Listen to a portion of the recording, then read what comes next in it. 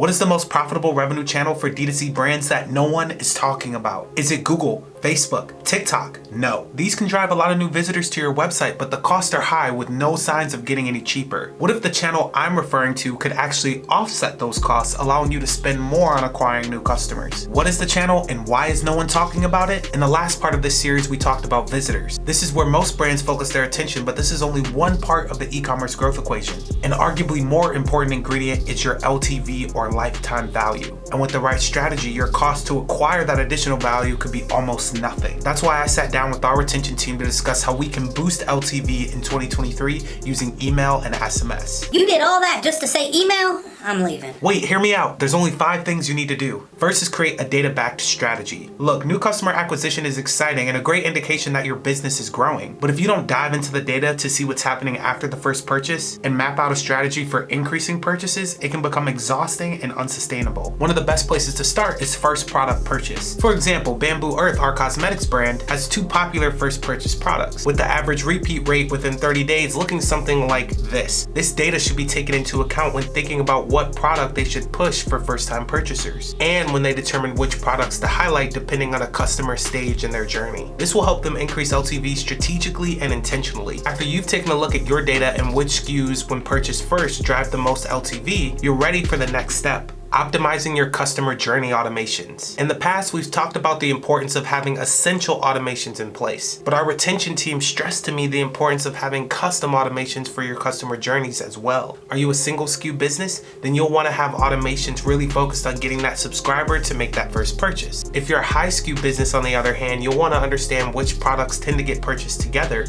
and automate the process of making the right recommendations at the right time. Our strategists and designers believe that this will be the year where automations are more important than campaigns. Part of this revision should also be updating your tried and true automations such as abandoned cart. We've seen more brands moving away from discounts in abandoned cart and focusing more on the brand value. This creates margin since you can focus more on brand story rather than relying solely on decreasing the price. Now, don't try to reinvent the wheel with a lot of these things. You can actually get proof of concept with inspiration when you steal like an artist. Our retention team gave me 3 tools that really help spark their inspiration. The first one is reallygoodemails.com. Here you can filter by specific sequences and stages of the customer journey when looking at examples. I especially like being able to see interactive emails with GIFs, timers, and even weird designs. The next one, milled.com, is even cooler in my opinion. You can search for the brand and see an archive of emails that not only got sent recently, but were sent years past. This gives you the opportunity to not only understand their customer journey sequences, but also see what they're doing today and what worked for them in the past. This can be especially helpful when planning out your 4P calendar because you can see what moments they were focused on. Once you've found brands that you'd like to model, you can always do things the old-fashioned way for the third tactic and join their email list directly on the website. Opt in for specific offers, leave something in the cart, and don't check out. See what sequences and things they have in place by manually putting yourself through the experience. These are tools for finding inspiration,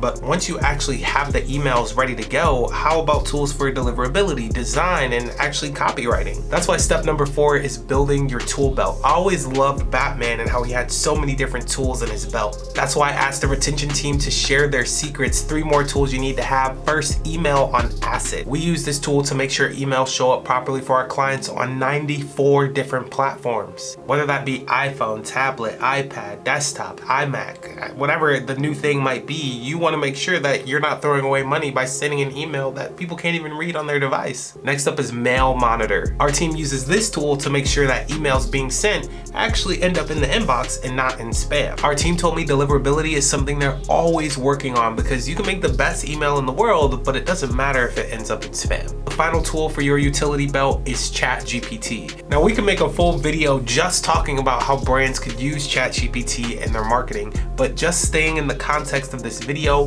generating tables to compare subject lines and expected open rates, giving the AI as much context as possible about my audience and my brand voice, so then when I ask it to do things like come up with newsletter ideas, captions, headlines, subject lines, etc., the answers are a lot more quality and less generic. Remember, generic questions lead to generic answers. The better question you ask, the better answer you're going to get. Your intention behind using AI or any of the tools that I shared in this video should be to stay relevant and be value adding. There's no faster way to become irrelevant relevant to your customers and your audience than sending infrequent emails that do nothing but ask them to purchase. Think about complementary industries, products, and services that you can educate on, positioning yourself as an industry expert in the field. This makes people want to open emails from your brand even though they might not be in the market for making a purchase right now, giving you the opportunity to sell them on the opportunity to make a purchase now. That's how you make sure LTV isn't a missing part of your growth strategy. Even then, visitors and LTV don't make up a full e-commerce growth strategy. That's why I recommend watching my video here for the 7 steps to building your growth strategy for this year. And until then, I'll see you in the next video.